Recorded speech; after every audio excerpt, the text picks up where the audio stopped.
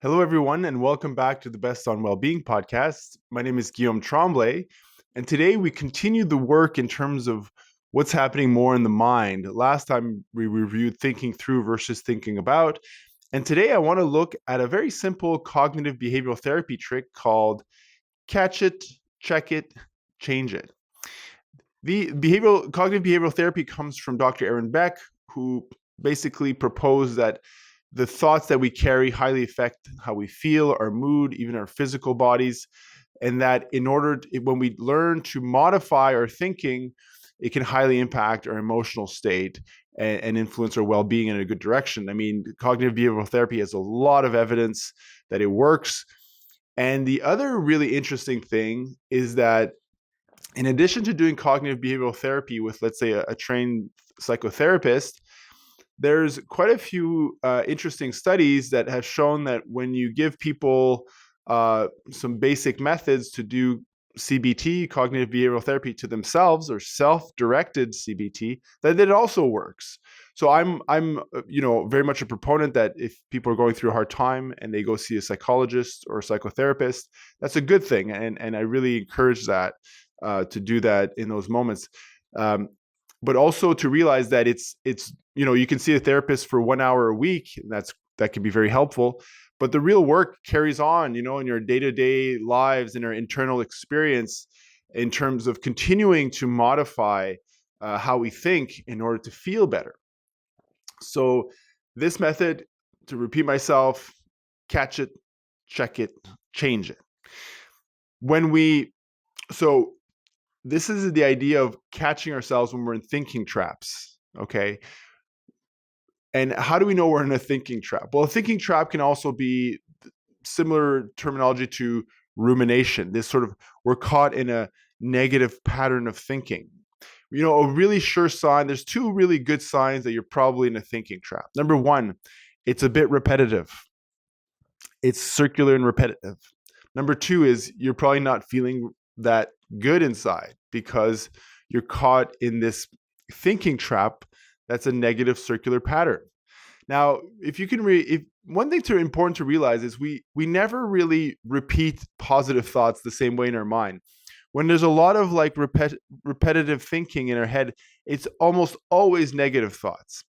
So, for example, if you're getting up one Sunday morning, a little bit early, and you have a nice cup of coffee, and you're sitting down on the porch, and there's this beautiful sunrise, just a magnificent sky of pink, you're not going to be like, "What a beautiful sunrise! What a beautiful sunrise! What a beautiful sunrise! What a beautiful sunrise!" Like it just it just won't happen like that. You'll just kind of be quiet. Like you might say it once or twice. Oh, it's really nice, beautiful, and just kind of quiet.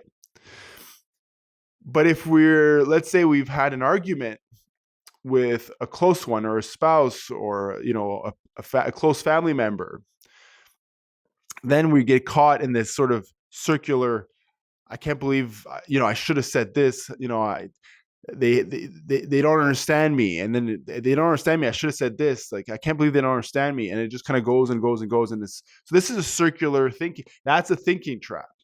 Okay, so the first step is just to catch yourself when we're caught in a thinking trap. Just the first big step is the recognition, to catch it. Oh, I'm doing that again, which, without judging yourself, this is not to be harsh on yourself, just to recognize.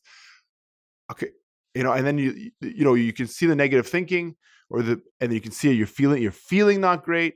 Okay, I'm caught in a thinking trap. So you caught it, you catch it. Number two is you check it. What's going on here? What's the story I'm telling myself? You know, is it really, completely true? Am I exaggerating the story? Am I catastrophizing a little bit?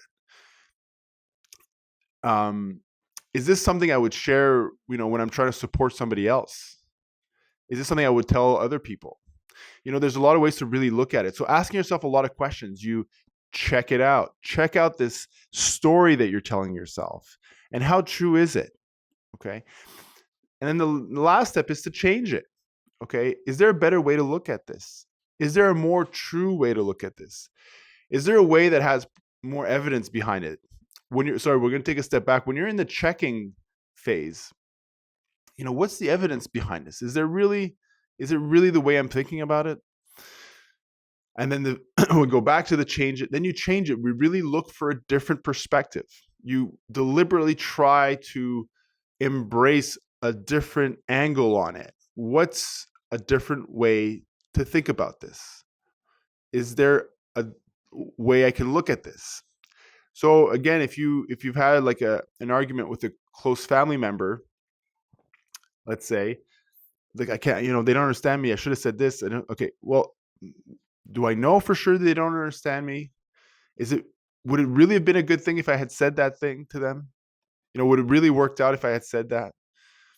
And then we move on. Like, what's a better thought? Like,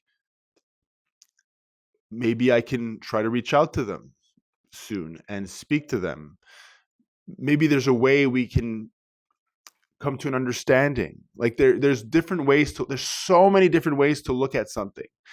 But the thinking trap lures you in and makes you believe that that's the only correct way.